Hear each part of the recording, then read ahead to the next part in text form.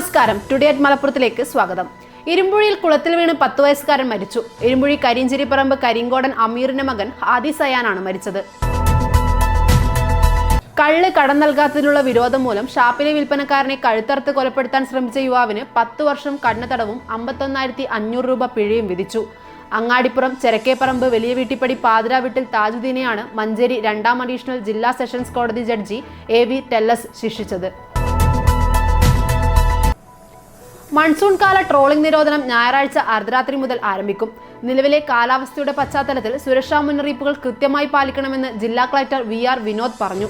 July 31 അർദ്ധരാത്രി വരെ 52 ദിവസം നീളുന്ന ട്രോളിംഗ് നിരോധന കാലയളവിലെ മുന്നൊരുക്കം വിലയിരുത്താൻ കളക്ടറേറ്റ് കോൺഫറൻസ് ഹാളിൽ ചേർന്ന ജില്ലാതല യോഗത്തിൽ അധ്യക്ഷത വഹിച്ച് സംസാരിക്കുകയായിരുന്നു അദ്ദേഹം. നാടുകാണി ചുരം റോഡിലേക്ക് വീണ കൂറ്റൻ മരം അറുത്തുമാറ്റി KSRTC ബസ് കണ്ടക്ടർ യാത്രക്കാർക്ക് വഴിയൊരുക്കി.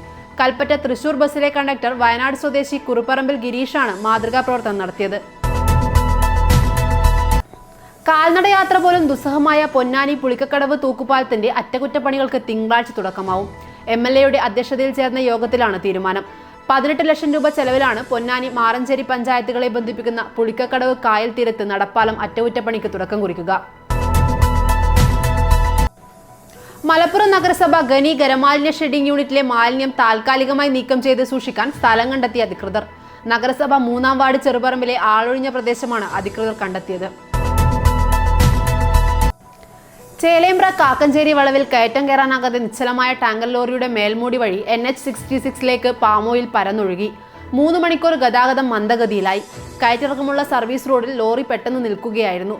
സഹായത്തിന് ആളെ തേടി ഡ്രൈവർ പോയതോടെ ലോറി റോഡിൽ തന്നെ കിടപ്പായി.